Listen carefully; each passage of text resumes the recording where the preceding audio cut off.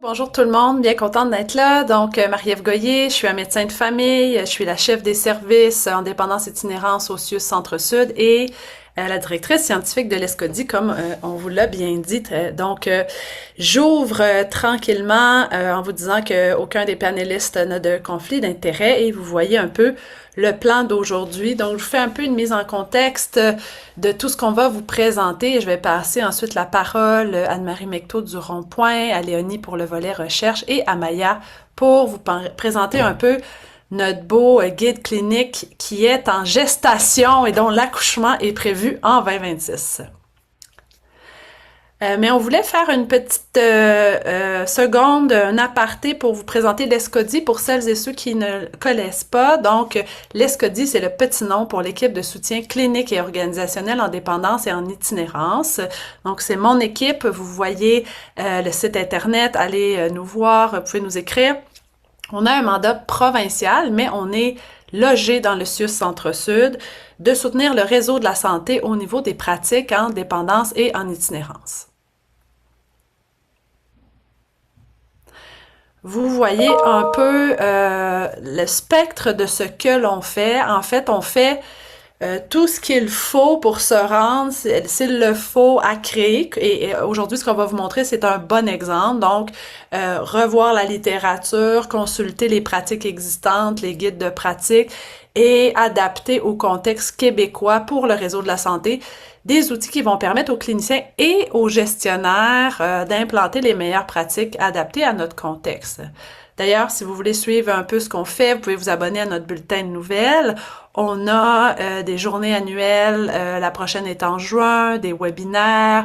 On a diverses activités et vous voyez les travaux en cours. On est en train, entre autres, de recenser les écrits sur le volet bien définir et adapter les concepts au Québec, rétablissement, réinsertion, réadaptation. On a des fiches sur les substances psychoactives, un peu plus réseau de la santé là, qui s'en viennent avec les conduites cliniques. On a ce qu'on va vous présenter aujourd'hui en périnatalité et on a un guide de pratique, entre autres de traitement et de prescription pour les gens qui ont un trouble de l'usage de psychostimulants dans notre pipeline en bon français. Et juste avant de passer la parole à ma collègue, donc je vous mets la table de ce qui nous a amené aujourd'hui à vous présenter tout ça. On en est bien content. Donc avec le mandat que je viens de vous présenter, bien, on a été approché par certaines personnes qui sont avec moi aujourd'hui autour de l'écran.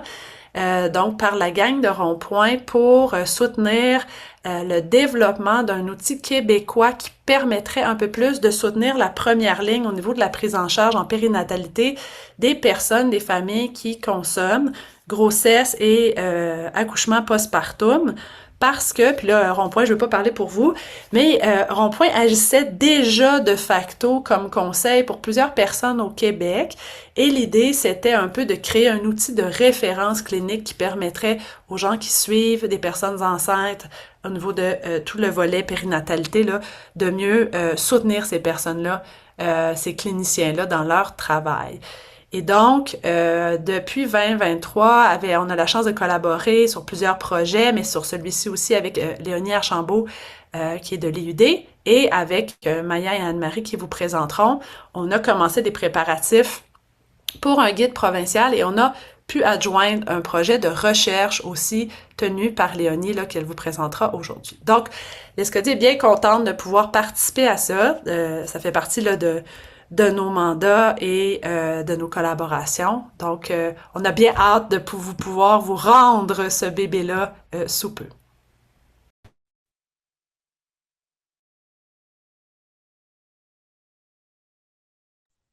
Anne-Marie, ton micro est éteint.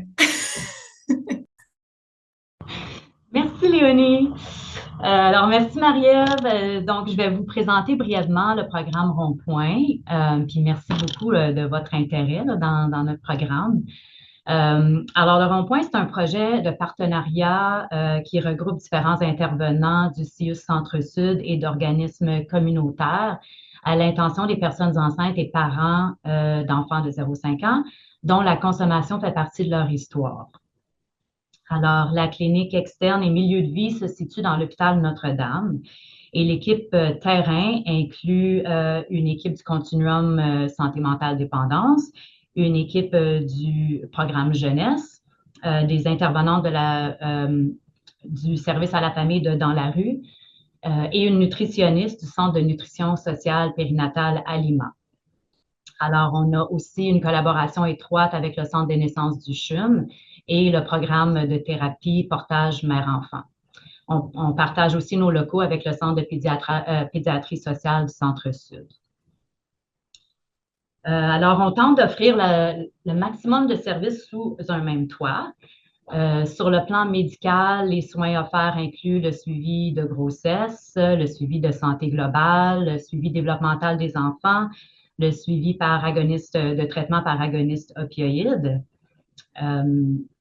Sur le plan nursing, on a 2 infirmières en TAO et dépendance, donc qui nous sont prêtées du programme Relais, et 2 infirmières en petite enfance. Au niveau psychosocial, on a 2 ARH en dépendance TAO, une travailleuse sociale et une éducatrice spécialisée en petite enfance, et les intervenantes là, du service à la famille de Dans la rue qui sont plus spécialisées auprès de jeunes parents. Alors, la dépendance et la périnatalité, parentalité sont abordées de façon parallèle à travers tout ça, soit de façon séparée là, selon les interventions ou en co-intervention. Ça va vraiment dépendre des situations. Mais on travaille toujours en interdisciplinarité. Alors, on agit comme Marie-Ève l'a mentionné, là, souvent à titre de consultant là, pour offrir du soutien clinique et des conseils à des professionnels qui travaillent auprès de cette réalité, là, soit dans des situations plus complexes ou quand on ne peut pas suivre directement les personnes concernées, comme par exemple en région, là, il y a beaucoup de gens qui vont nous appeler pour avoir du soutien clinique. D'où l'idée du guide. Donc, on a vraiment hâte, nous autres ici, là, de pouvoir dire qu'on a un guide et le partager. Donc, on a aussi un milieu de vie et présentement, dans le fond, on a des ateliers de groupe et un dîner communautaire aux 2 semaines. On aimerait bien que ça puisse avoir lieu à chaque semaine, là, prochainement. On a aussi de l'acupuncture qui est offert 2 fois semaine directement dans nos locaux. On a différentes portes d'entrée là, pour la clientèle, c'est-à-dire elles peuvent s'auto-référer ou nous être référées ou transférées par d'autres équipes qui sont déjà suivies ailleurs. En termes d'approche, on va travailler plus en systémique que lorsqu'on travaille auprès de personnes seules. C'est-à-dire que même si on ne travaille pas toutes directement auprès des enfants, on a toujours la réalité familiale en tête. Pour nous, un client, ou une cliente, c'est toujours une famille. C'est vraiment dans ce sens-là qu'on va travailler. Là, nos interventions vont toujours être pensées en termes de famille plutôt que d'individus. Et on tente aussi d'offrir des services à toute la famille. Alors, on travaille, l'approche collaborative et l'interdisciplinarité sont vraiment au cœur du travail qu'on fait au rond-point. Comme mentionné, là, on travaille par prêt de service, ce qui veut dire qu'on a tous différents ports d'attache et différents mandats auprès de la clientèle.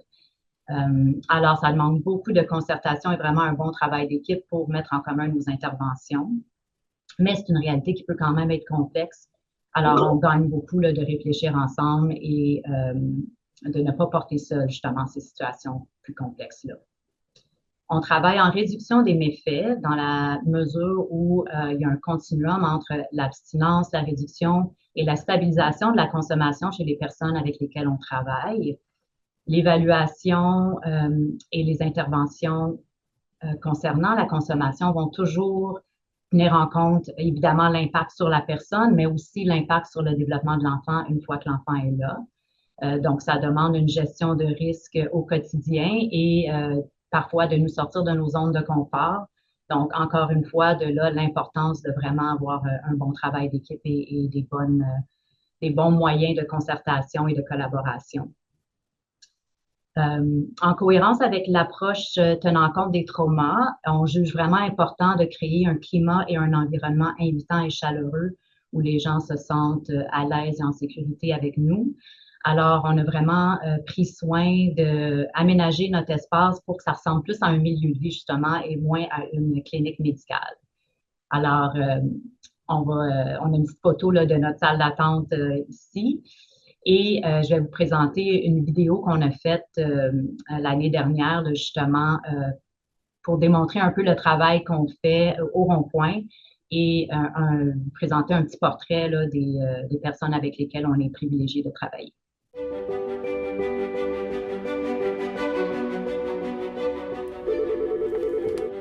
Rond-point, bonjour. Le rond-point, c'est un milieu de vie qui se veut bienveillant et accueillant. C'est un endroit où les familles se sentent bien et où elles peuvent avoir les soins qu'elles désirent. Les familles qu'on accueille, malheureusement, ont souvent eu des expériences négatives dans d'autres milieux de soins. Puis le fait que le rond-point soit un milieu où elles se sentent bien, bien, ça permet de tisser des liens entre les familles et l'équipe, puis de faire des interventions qui sont beaucoup plus efficaces.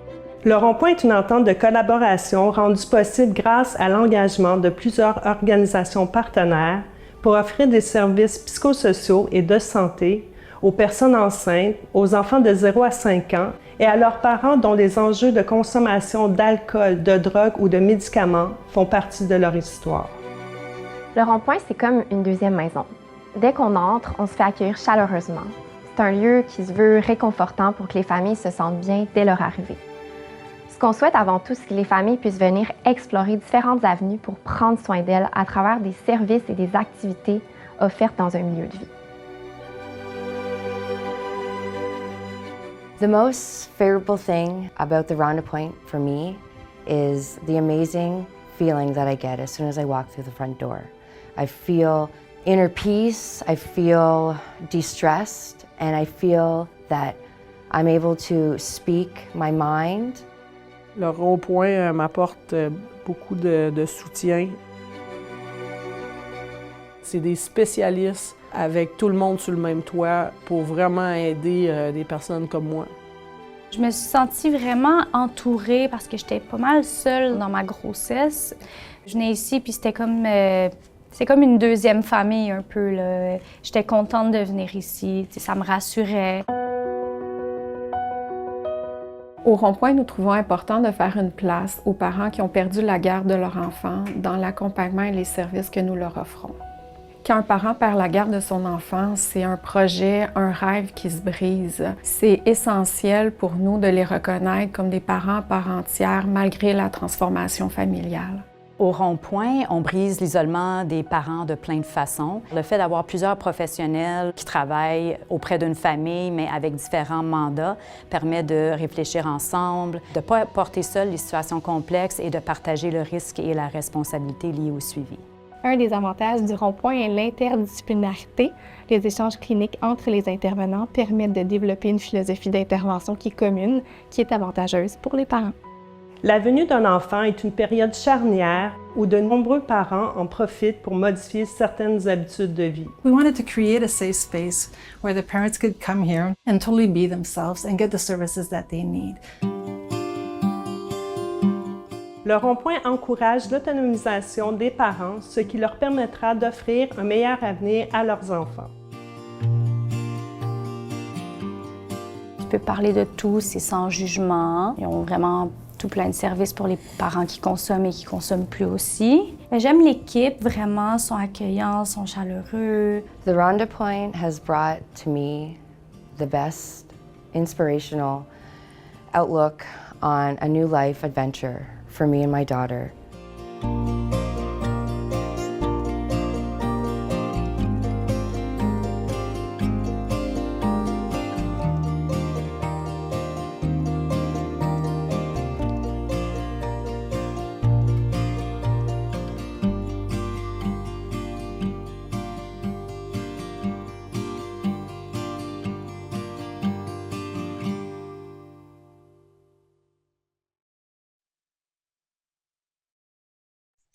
Je prends le relais après ce magnifique vidéo. Je ne sais pas si ça vous fait le même effet que moi, mais à chaque fois que je le vois, je me sens très apaisée.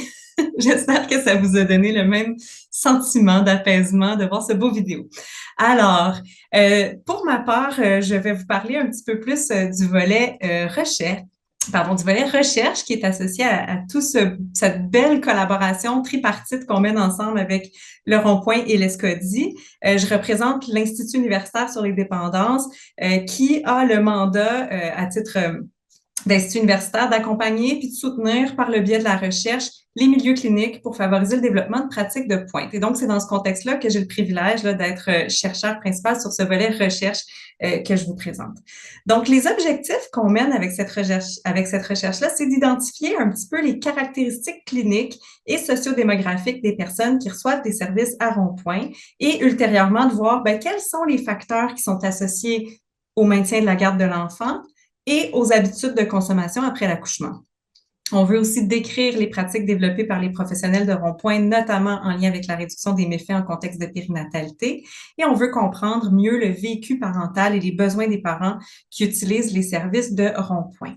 Et pour atteindre ces objectifs-là, on utilise les moyens que vous voyez à l'écran dans la colonne de droite, c'est-à-dire une étude de dossier qu'on a réalisée sur des dossiers de personnes admises pour un suivi de grossesse à rond-point pour la période allant de juin 2021 à juin 2024.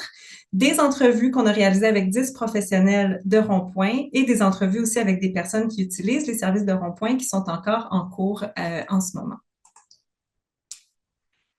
Je commence en vous parlant de l'étude de dossier parce que ça va vous permettre d'avoir vraiment une image plus précise des personnes qui reçoivent des services de périnatalité à rond-point. On a analysé tous les dossiers pour la période de référence là, pour lesquels il y avait eu à ce moment-là une admission pour un nouveau suivi de grossesse et on s'est retrouvé donc avec un total de 83 dossiers valides pour l'étude là, qu'on a étudié à fond.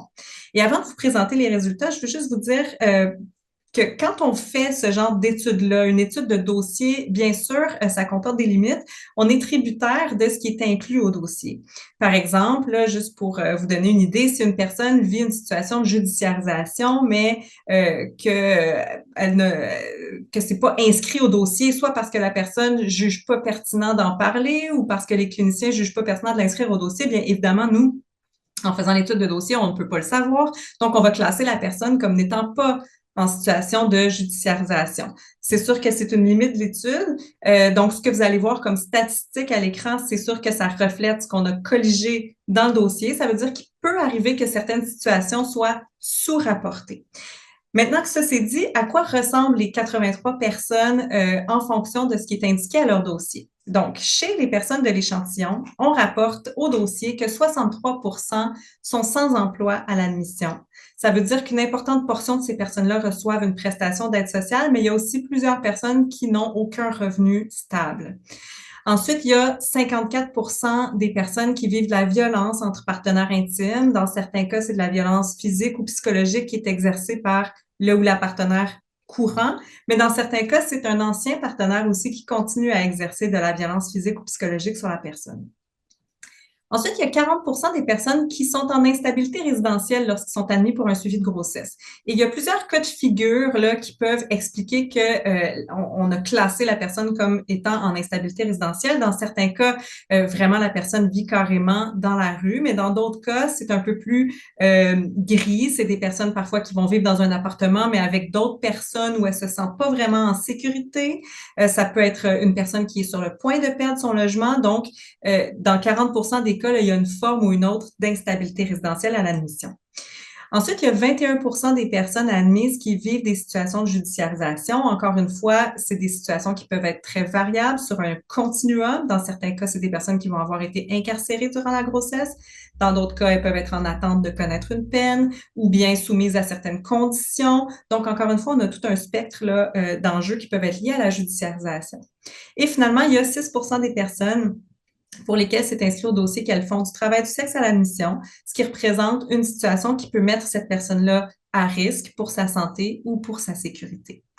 Vous comprenez donc que ces données-là nous permettent de voir qu'une partie importante de la clientèle de rond-point vit des situations psychosociales qui sont compliquées, qui peuvent demander beaucoup de soutien de la part de l'équipe clinique. Toujours pour nos... Oups, je suis allée trop vite.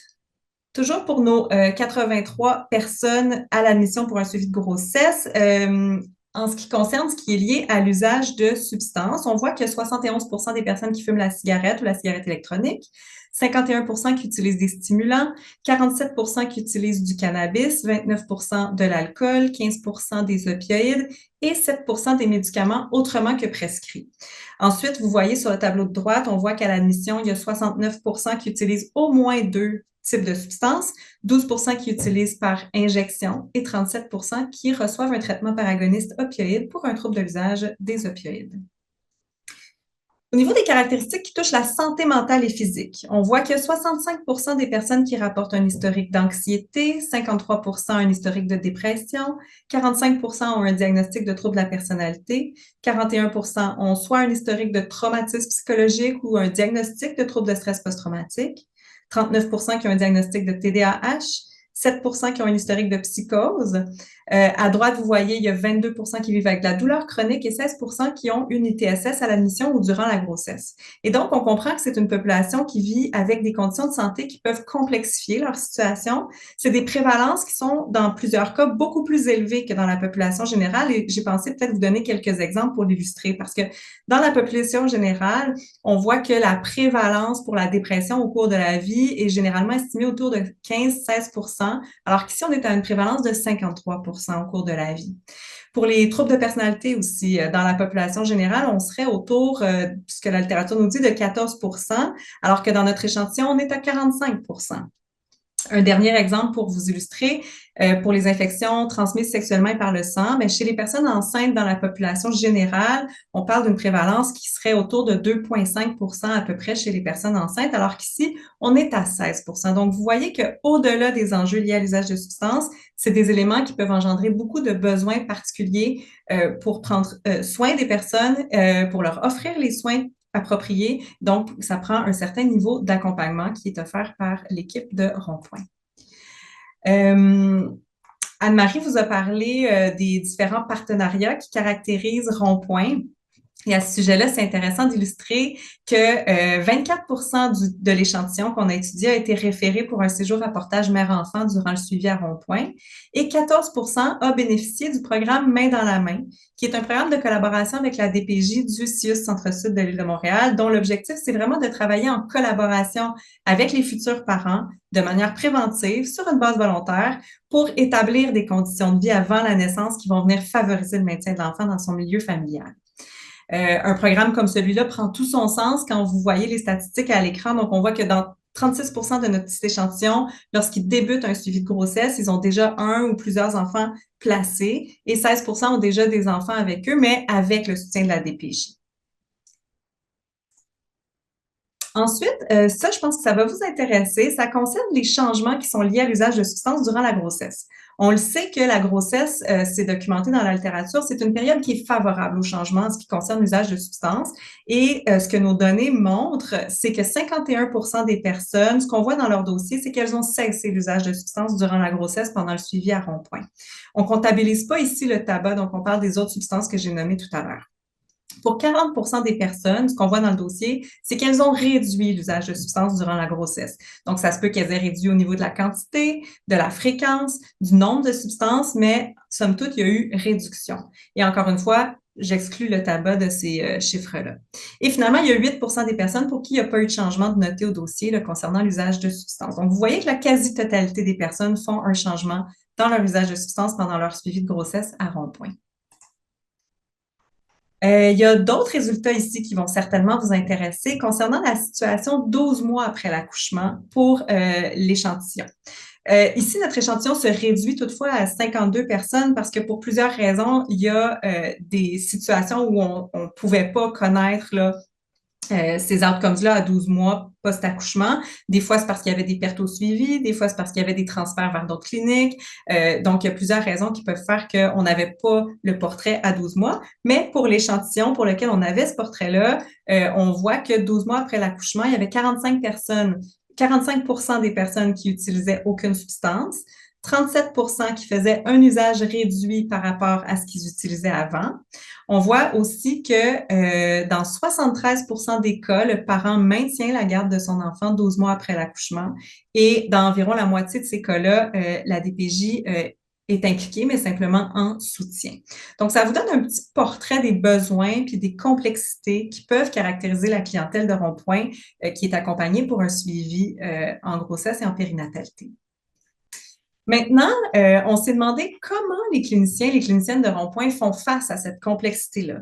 Alors, on a réalisé 10 entrevues avec des cliniciennes de la grande équipe Rond-Point, c'est-à-dire on avait 10 intervenantes psychosociales, 2 infirmières, 2 médecins qui font partie de cette grande équipe. C'est des employés du CIUS, des employés de Dans la rue et des employés du CHUM. Et quand on a fait les entrevues, ce qu'on visait à faire émerger avec ces échanges-là, c'était de décrire les pratiques développées par les professionnels du Rond-Point, décrire les enjeux puis les tensions qui sont associées à l'approche de réduction des méfaits en périnatalité et décrire les stratégies qui sont utilisées par les cliniciennes pour composer avec ces enjeux et ces tensions-là qui sont vécues dans leur quotidien professionnel. Et avec Sophia Dobichuk, qui est notre collègue qui a travaillé avec nous sur ce projet-là dans le cadre de sa maîtrise, on a analysé les résultats que je vais vous présenter maintenant. Et je tiens à vous dire aussi qu'on va publier très bientôt un article dont Sophia est le premier auteur, qui est déjà disponible en preprint. Si jamais vous avez envie de le consulter, je vais le mettre dans le clavardage là, après ma présentation. Donc, la première catégorie de résultats concerne les perspectives sur la réduction des méfaits.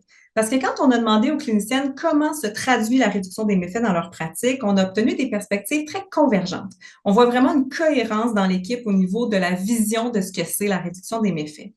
En particulier, les cliniciennes ont parlé de la réduction des méfaits comme étant une approche centrée sur la personne, une approche globale, une approche individualisée qui mise sur le non-jugement, sur l'empowerment et sur l'alliance thérapeutique. Et elles ont aussi mis l'emphase sur le fait que ce ne serait pas pertinent de travailler seulement sur l'usage de substances, qu'il faut travailler sur toutes les dimensions de la personne, parentalité, besoins primaires, santé mentale, sécurité. Elles ont aussi mis l'accent sur l'importance de s'ajuster au rythme de la personne, c'est-à-dire de viser toujours la progression plutôt que la perfection. Et elles ont aussi beaucoup transmis la logique selon laquelle si on culpabilise les gens, on va perdre le lien, on va perdre le suivi et donc on va perdre la capacité à intervenir sur ce qui est possible de faire avec ces personnes-là. Donc, elles ont parlé d'accueil inconditionnel, de soutien à l'autodétermination, de lien de confiance et de s'ajuster au rythme de la personne. Concrètement, qu'est-ce que ça veut dire en termes de stratégie clinique, la réduction des méfaits? Bien, elles ont mis l'emphase sur l'offre de traitement par agoniste opioïde, sur l'encouragement à la réduction de l'usage en termes de fréquence, de quantité, de type de substance. Elles ont parlé aussi de remise de matériel de consommation sécuritaire, de provenance de substances aussi, en particulier au niveau du cannabis qui peut être acheté à la SQDC plutôt que dans la rue pour connaître la composition. Elles ont aussi parlé de développement des compétences parentales, de stratégies d'usage sécuritaire en lien avec les enfants, par exemple, de s'assurer de faire garder les enfants lorsqu'on prévoit consommer. Donc, ça se résume beaucoup là à donner de l'information puis à proposer des stratégies pour permettre aux personnes de faire des choix éclairés. Et quelqu'un a dit, je trouve ça évocateur, je pense que là où il y a de la méconnaissance puis il y a du jugement, il y a des tabous puis les comportements sont cachés. Puis que c'est là que ça devient dangereux. Alors que si c'était moins tabou, si c'était moins stigmatisé, ben les gens seraient plus ouverts sur leur consommation, puis on pourrait plus les informer, les guider, les aider. Je pense qu'on réussirait à ce que les enfants soient plus en sécurité, puis à éviter plus de placements. Ensuite, on s'est intéressé aux tensions qui sont vécues dans la pratique clinique des professionnels de Rond-Point. Notamment, c'est intéressant de voir la dualité entre les valeurs professionnelles et les valeurs personnelles, parce que ces deux dimensions de valeurs-là coexistent dans une même personne au sens où pour soi-même ou pour ses proches, les participants disaient que l'abstinence en périnatalité, c'était très évident pour elles, c'était non négociable. Mais quand elles enfilent leur chapeau d'intervenante, elles comprennent tout le cheminement, toute la souffrance, tous les facteurs qui peuvent avoir mené une personne à consommer en contexte périnatal. Et avec ce chapeau professionnel, elles accueillent inconditionnellement les personnes pour assurer le meilleur suivi possible sans jugement. Une personne a dit « D'un point de vue personnel, je pardonne moins. Je trouve ça plus difficile quand j'enlève mon chapeau d'intervenante de comprendre les femmes qui consomment durant la grossesse. Fait que c'est sûr que quand je suis au travail, quand je suis au Rond-Point, j'ai mon chapeau professionnel par-dessus ma tête personnelle. Je suis pour la réduction des méfaits et c'est la posture qu'on adopte au travail. Fait que je comprends qu'on travaille vraiment à ce que la personne enceinte réduise, dans la mesure de ce qu'elle est capable, sa consommation pour protéger le bébé à venir. » Ensuite, deuxième élément, c'est sûr qu'il y a une tension qui est incontournable entre l'alliance thérapeutique avec le parent et la protection de l'enfant. Ça peut générer vraiment beaucoup d'inconfort clinique et les répondantes aux entrevues parlaient beaucoup de zones grises pour refléter cette sensation de tension qu'ils vivent autour de cette dualité-là dans leur quotidien. Et donc, signaler ou ne pas signaler, par exemple, ça peut venir avec beaucoup de tension. Signaler à la DPJ, on s'entend. Donc, une personne a dit, puis ça, des fois, c'est difficile parce que justement, j'ai de l'empathie pour l'adulte. Tu sais, je travaille avec la personne qui est dans tout son processus, puis le temps que ça prend, c'est normal que ça prenne ça. Mais en même temps, tu as cet enfant-là qui, lui, c'est maintenant qu'il a besoin d'avoir une réponse adéquate à la panoplie de ses besoins. Fait que ça aussi, c'est comme une tension. À travers les entrevues, ce qui est intéressant, c'est qu'on a constaté qu'il y a des facteurs qui viennent exacerber ces tensions-là que je viens de nommer. Par exemple, quand on collabore avec des partenaires interdisciplinaires ou intersectoriels qui ont des philosophies cliniques très divergentes, bien, ça peut exacerber certaines tensions. Et ça, c'est pas surprenant parce que c'est documenté dans la littérature que les collaborations interdisciplinaires ou intersectorielles sont beaucoup plus difficiles quand on partage pas un langage commun ou quand on partage pas une vision commune. Et l'exemple que vous voyez dans le verbatim montre que si on travaille dans une philosophie de réduction des méfaits puis qu'on est appelé à collaborer avec un partenaire qui n'a jamais entendu parler de la réduction des méfaits, bien, ça se peut qu'il y ait des chocs de valeurs qui viennent exacerber les tensions. Il y a d'autres facteurs aussi qui peuvent venir exacerber les tensions puis qui se situent au niveau systémique ou structurel. En particulier, les enjeux de pauvreté systémique ont été abordés dans certaines entrevues. Puis ce qu'on comprend, c'est que les familles qui sont suivies à Rond-Point sont souvent victimes d'inégalités sociales de santé. Les parents n'ont pas toujours les moyens d'offrir les meilleurs soins, les meilleurs services à leurs enfants lorsqu'il s'agit de services payants, bien sûr. Les familles sont obligées souvent de s'éloigner à cause du coût des loyers. Ils n'ont pas de transport pour aller chercher les soins et services. Donc, cet élément au niveau systémique et structurel des enjeux d'inégalité sociale de santé était très important. Et finalement, dernier point sur les facteurs qui exacerbent les tensions. Dans le réseau de la santé, il y a toutes sortes d'incohérences. Je vous apprends rien en vous disant ça, des rigidités, des politiques qui exacerbent les tensions, comme par exemple le fait que le temps de discussion interdisciplinaire n'est pas comptabilisé dans les statistiques administratives. Des fois, il manque de place dans les ressources communautaires pour accueillir les patientes après l'accouchement. Puis, le système n'est pas vraiment conçu pour prendre en considération que ces populations-là, ces personnes-là peuvent avoir, ça peut prendre beaucoup plus de temps, un rendez-vous avec une personne qui a des besoins plus complexes et plus nombreux. Donc, une personne a dit, toutes ces situations-là, ça prend immensément de temps de discussion en équipe et malheureusement, c'est pas documenté en termes de quantité de travail parce qu'il compte juste les interventions directes aux patients. Et je conclus cette portion sur les pratiques cliniques de manière positive en vous présentant les stratégies de gestion des tensions qui ont été mises en relief par les cliniciennes qu'on a rencontrées. Notamment, une de ces stratégies-là, c'est de se raccrocher au fondement philosophique de la réduction des méfaits et à un certain pragmatisme dans la mesure où, même si c'est pas facile d'accepter que la consommation ait un impact potentiel sur la grossesse ou sur le fœtus, c'est toujours préférable d'accepter la personne là où elle est, que de la priver de soins, que de la priver de services avec des politiques qui excluent ou avec des attitudes qui stigmatisent. Et dans cette optique-là, il y a tout le travail d'entretien de l'alliance thérapeutique qui est beaucoup caractérisé par la transparence. La transparence, c'est un mot qui ressortait énormément dans le discours des cliniciennes. Elles nous expliquaient que quand elles sont transparentes dès le départ concernant leurs obligations professionnelles, concernant leur marge de manœuvre professionnelle, bien, ça vient apaiser les tensions liées, d'une part, à la culpabilité professionnelle. Et quand il y a transparence, ben, il n'y a pas de surprise, il n'y a pas de sentiment de trahison. Par exemple, si on doit impliquer la DPJ, ben, c'est cadré depuis le début. Et je trouve ça important de lire 2 extraits de verbatim à ce sujet-là. Une personne a dit fait que c'est aussi la notion d'être très transparent par rapport à ça. Tu sais, d'ouvrir la porte à parler ouvertement de la consommation tout en demeurant transparent par rapport à nos responsabilités. Je les invite à poser toutes les questions possibles, puis je leur dis que je vais être le plus transparente possible. Donc, même quand on fait des signalements, on le nomme, on le dit tout simplement. J'explique beaucoup les facteurs de risque, les facteurs de protection, puis on regarde ensemble. Et je conclus avec un élément hyper proéminent dans les entrevues, c'est l'importance de pouvoir compter sur une équipe de travail. Anne-Marie l'a évoqué tout à l'heure quand elle a parlé de comment ça se passe à Rond-Point. Toutes les participantes en ont parlé pendant les entrevues. Porter en équipe le poids des décisions difficiles. Et d'ailleurs, quand on demandait aux cliniciennes de nous parler de situations qui avaient été particulièrement difficiles pour elles dans leur parcours professionnel, c'est évocateur parce qu'elle racontait toujours des situations où, ben là, ma partenaire habituelle était en vacances ou elle était en congé de maladie, puis il y avait des circonstances qui faisaient que la personne était seule pour répondre à une situation complexe, qu'elle n'avait pas accès à l'équipe et ça reflète vraiment l'importance de porter ensemble les situations difficiles. Donc, dernier extrait de verbatim, on va se réunir aussi entre collègues. On a eu des situations où on était inquiet pour l'enfant, on se rencontre, puis on fait comme un plan d'action où on fait telle étape parce que là, on le porte en équipe, donc c'est moins pire que de le porter tout seul parce qu'on travaille beaucoup, beaucoup en complémentarité. Et donc, en gros, ce que je vous propose de retenir de ces résultats-là, c'est que l'approche de réduction des méfaits en contexte de périnatalité, oui, ça implique des zones de tension et d'inconfort. Les cliniciennes de rond-point, comment elles font? Ben, elles tolèrent ces tensions-là pour réussir à balancer un équilibre qui est fragile entre les risques et les bénéfices, autant pour le parent que pour l'enfant. Et le partage d'une vision commune, le travail collaboratif au sein des équipes et entre les partenaires, ça vient vraiment faciliter la gestion des tensions. Et un petit mot avant de passer la parole à Maya.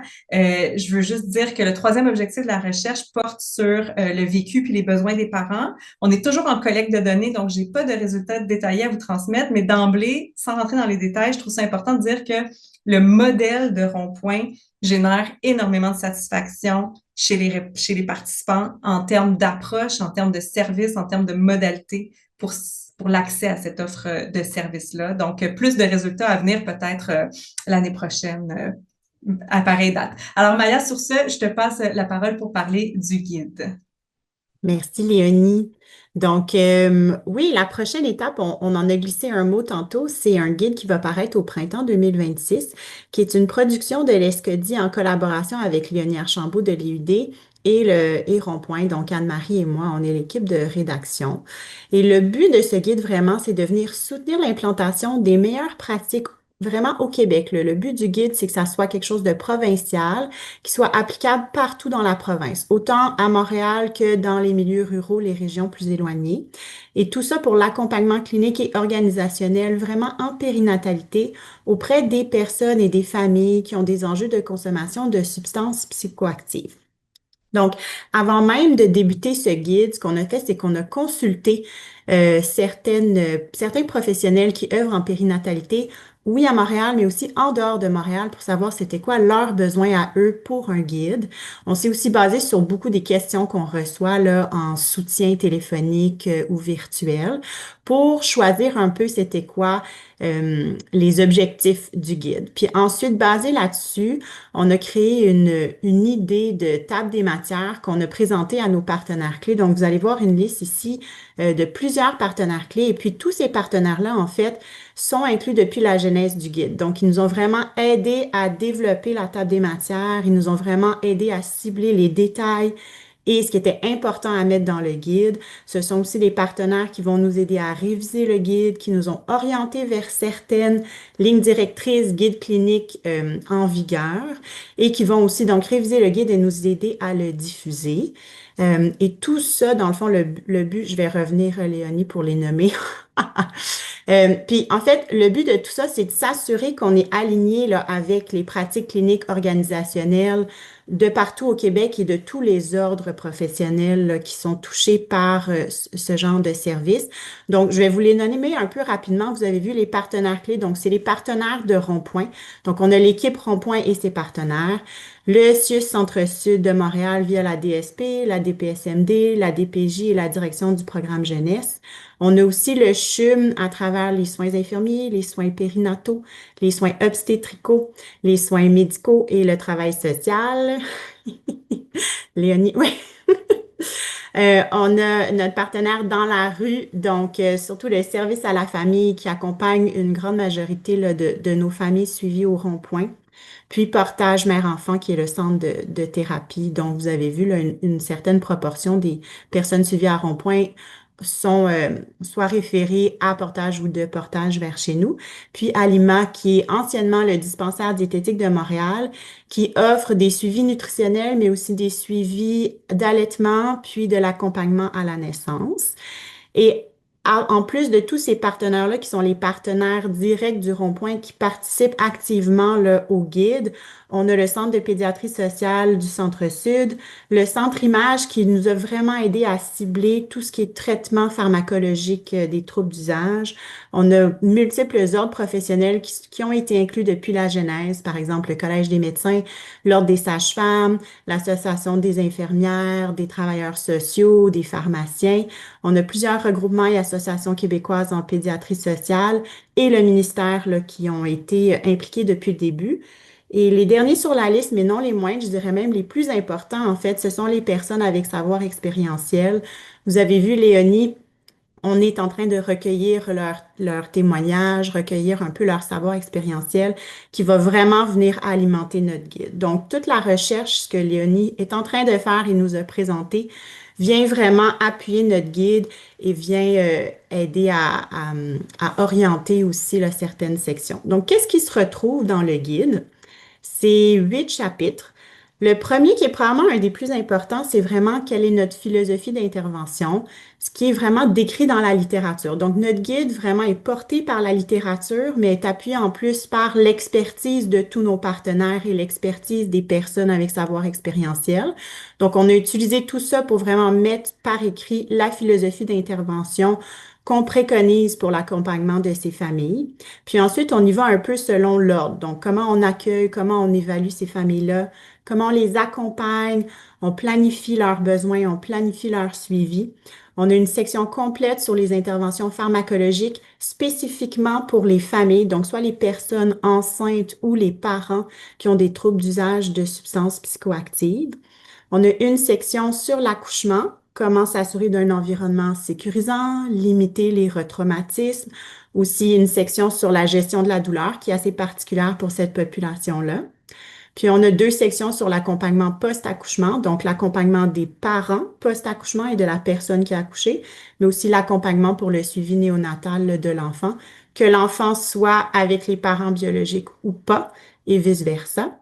Et puis finalement, un autre chapitre très important, c'est comment on met en œuvre tout ça dans un travail interdisciplinaire et intersectoriel.